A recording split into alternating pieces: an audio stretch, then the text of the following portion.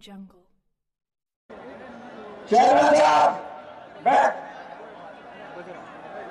Chairman साहब, हमारे आज स्वागत की कड़ी में यहाँ पहले स्वागत की कड़ी में हमारे सभी विधायक, हमारे जिले के अध्यक्ष आदरणीय श्री वेदपाल सिंह जी, हमारे विधायक श्री साइनल सिंह भमाला जी, श्री योगेश धामा जी, श्री के मलिक जी, श्री जितेंद्र सतवाई जी, आदरणीय मंजू सिराज जी, सभी ने हमारे प्रदेश मंत्री आदरणीय श्री देवेंद्र सिंह जी, आदरणीय श्री धर्म सिंह सैनी जी। भगवान अरे राहुल बाबा, जरा तो शर्म करो। इस देश का हिंदू समुदाय विश्व बंधुत्व में मानने वाला है। हिंदू कभी टेरर नहीं हो सकता। ये हिंदू है जो चींटियों को भी, जो हमें काटे वो चींटियों को भी आटा खिलाकर जिंदा रखता है, वो हिंदू है। किसी को वो मार नहीं सकता, वो बम धमाके कर नहीं सकता।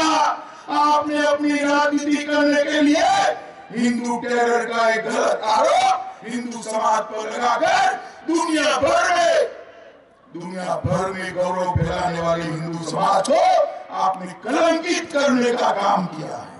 मित्रों, जब आज पंचकुला कोर्ट का जजमेंट आया, उसके अंदर स्पष्ट कहा कि यूपीए सरकार का षड्यंत्र था, कांग्रेस सरकार का षड्यंत्र था।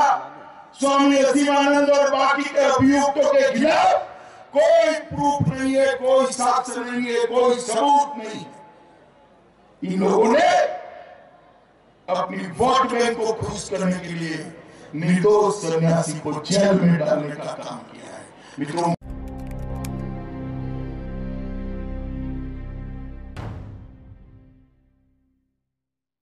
वही पढ़ाई है। उनको लगता है कि मोदी जी को सवाल पूछकर देश की जनता के मन में शंका पैदा करेंगे। डोकलाम में भी वही किया था, सर्जिकल स्ट्राइक के वक्त भी वही किया, और एयर स्ट्राइक के वक्त भी यही किया। मैं बागपत की जनता को पूछने आया हूँ, आपको नरेंद्र मोदी पर भरोसा है या नहीं है? बताओ, जोर से बोलिए, है या नहीं है? ये बम गिरा आतंकवादियों पर, वो ठीक किया या नहीं किया? आतंकवादियों का बदला लेना चाहिए नहीं लेना चाहिए? आप सब चीख कर कहते हो लेना चाहिए। राहुल बाबा के गुरु शाम पित्रोड़ा है, वो कहते हैं इनसे बातचीत करनी चाहिए, बातचीत करनी चाहिए। उनको मारकर क्यों, क्या मिलेगा?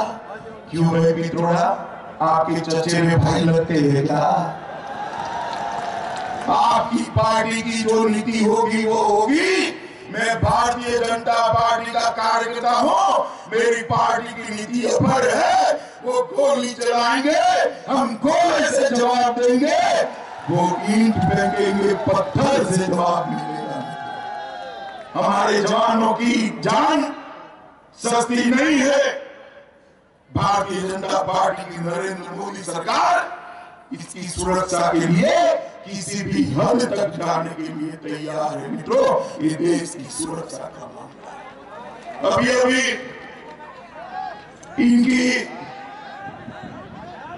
अभी इन लोगों की तुष्टीकरण की राजनीति, वोट बैंक की राजनीति का एक और उदाहरण है। समझौता एक्सप्रेस पर बम ब्लास्ट हुआ था। उन्होंने कहा ये बम ब्लास्ट हिंदू समुदाय ने करा है। हमें हमारा ही रिकॉर्ड तोड़ना है। कांग्रेस, सपा, बसपा का कोई रिकॉर्ड नहीं। और अजीत सिंह जी का तो रिकॉर्ड में कहीं नाम और निशान ही नहीं है, क्योंकि उन्होंने कोई काम ही नहीं किया। अगर काम न करने वाले सांसद का रिकॉर्ड बनाया जाए तो अजीत सिंह और जयंत चौधरी को पहला नंबर जरूर मिला जाए कि किसने काम। मित्रों, आज मैं यहाँ आया हूं, यही बागपत की बड़ौद में मैंने भाषण करा था। ये सपा बसपा की सरकारें चीनी मिलों से पैसा खाकर गन्ना किसानों का बकाया नहीं देते। उस 22,000 करोड़ रुपया, जरा ध्यान से सुनिएगा किसान भाइयों, 22,000 करोड़ रुपया बकाया था। कितना बकाया था? जरा जोर से बोलो, कितना?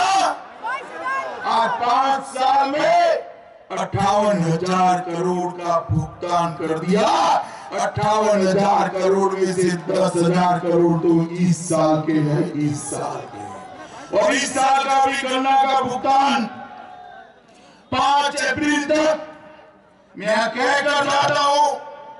चुनाव आचार संहिता बीच में इसलिए नहीं आती क्योंकि ये तो हमने पहले से प्लानिंग कर दिया है। मैं कह कर जाता हूं 5 अप्रैल तक इस साल का भी 75% भुगतान नरेंद्र मोदी और योगी आदित्यनाथ की सरकार। मित्रों, चौधरी चरण सिंह जी की जन्म जयंती पर 23 दिसंबर 2017 में जनपद बागपत में एक किसान सम्मान समारोह हुआ। उसमें रमाला सहकारी चीनी मिल की पेराई क्षमता में विस्तार का काम 20 साल के बाद ये भारतीय जनता पार्टी की सरकार ने किया।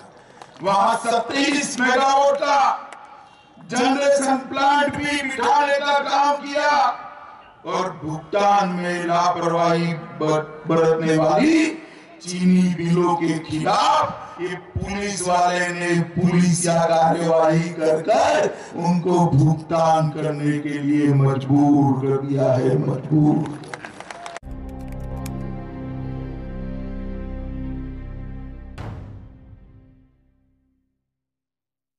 मैं आप सबके सामने कहना चाहता हूं, ये काम के लिए राहुल गांधी ने पूरे देश से माफी मांगनी चाहिए। मांगनी चाहिए या नहीं मांगनी चाहिए? जरा जोर से बोलो, मांगनी चाहिए या नहीं मांगनी चाहिए? मित्रों, अगर वो नहीं मांगेंगे वो वोट बैंक की पॉलिटिक्स करेंगे। अभी अभी यूपी में अलग प्रकार का गठबंधन हो गया। बुआ, भतीजा और दादा तीनों इकट्ठा हो गए। अजीत सिंह जी की आयु अब दादा होने के लायक है, परदादा होने के लायक है या नहीं है? वही जरा जोर से बोलो, है या नहीं है? उनको लगता है तीनों इकट्ठा हो जाएंगे तो भाजपा हार जाएगी। मैं आपको इस मंच से चौधरी चरण सिंह की भूमि पर से कहने आया हूँ, साथ में कम पड़ता हो तो राहुल बाबा और प्रियंका वाड्रा को भी मिला दो। भाजपा को आप हरा नहीं सकते हो। उत्तर प्रदेश के अंदर 20 साल के बाद कानून और व्यवस्था का राज भारतीय जनता पार्टी लाई। पश्चिमी उत्तर प्रदेश के अंदर पलायन होता था नहीं होता था केरल से, वो लोग कोई भागने पड़ता था कि नहीं?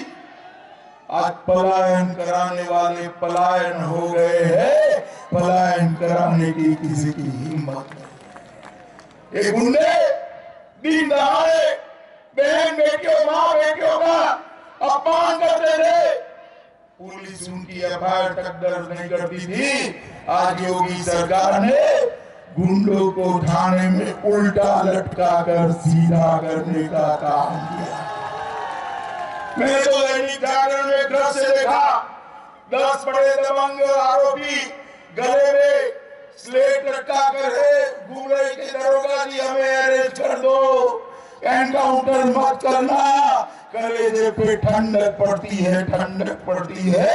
ये उत्तर प्रदेश के अंदर कानून और व्यवस्था का राज लाने का काम भारतीय जनता पार्टी की सरकार ने किया है। बात सुन लो, छाती पीट पीट कर संसद के अंदर जो पाकिस्तान की हाय तौबा चल रही है वो देख लो, सबूत अपने आप मिल जाएगा, अपने आप। आप सबूत मांगकर देश की सेना के जवानों का अपमान कर रहे हो। वोट बैंक की पॉलिटिक्स की भी हद होनी चाहिए। सेना के जवानों के खिलाफ सबूत मांगकर किसको खुश करना चाहते हैं आप? अपनी वोट बैंक की राजनीति करना चाहते हैं? 40 जवान शहीद हो गए। इनकी विधवाओं के आंसू नहीं दिखाई पड़ते, वो अनाथ बालकों की आक्रंदन नहीं सुनाई पड़ती। और जब हमारे सेना के जवान पराक्रम कर कर वायुसेना के जवान उसका बदला लेकर आता है, आपकी छाती गज गज फूलनी चाहिए, उसकी जगह आप आक्रमण कर रहे हैं। मित्रों, महाभारत में एक प्रसंग है, कौरवों ने पांडवों को वनवास में भेज दिया और वहां उनको जलन कराने के लिए बिहार के लिए निकले, और किसी गंधर्व ने दुर्योधन को कैद कर लिया। जब पांडवों को समाचार मिला तो भीमसेन खुश हो गए कि अच्छा हुआ, दुर्योधन को गंधर्व ने कैद कर लिया, उसको दंड मिला। युधिष्ठिर ने कहा, ऐसे नहीं सोचते हैं, जब बाहर का मामला होता है तो वो 100 और हम 5 नहीं है, वयम 5 शताधिक है, 105 होकर दुश्मन का मुकाबला करना चाहिए, ये युधिष्ठिर ने कहा था। मगर मोदी जी ने ठीक किया या नहीं किया? जरा जोर से बोलो, ठीक किया या नहीं किया? पूरे देश के अंदर पटाखे जले, पूरे देश के अंदर उत्साह आ गया, पूरे देश के अंदर युवा जोश में आ गया, मगर राहुल बाबा और एक बुआ भतीजे का मुंह देखने जैसा रहा। उनके मुंह पर हवाइयां उड़ रही थी। मुझे तो यही मालूम नहीं पड़ा कि पाकिस्तान के नेता और राहुल बाबा का मुंह एक समान क्यों दिखाई पड़ता है। मित्रों, नरेंद्र मोदी जी ने एयर स्ट्राइक करने का निर्णय किया। एयरफोर्स के बहादुर जवान पाकिस्तान की सीमा में घुस गए और आतंकवादियों को मौत के घाट उतार कर आए, और ये लोग सवाल उठा रहे हैं, सबूत मांग रहे हैं, पाकिस्तान का समर्थन करने का काम कर रहे हैं। अरे सबूत क्या चाहते हो? पाकिस्तान के सेना वालों के मुंह देख लो, सबूत वहीं पड़ा है।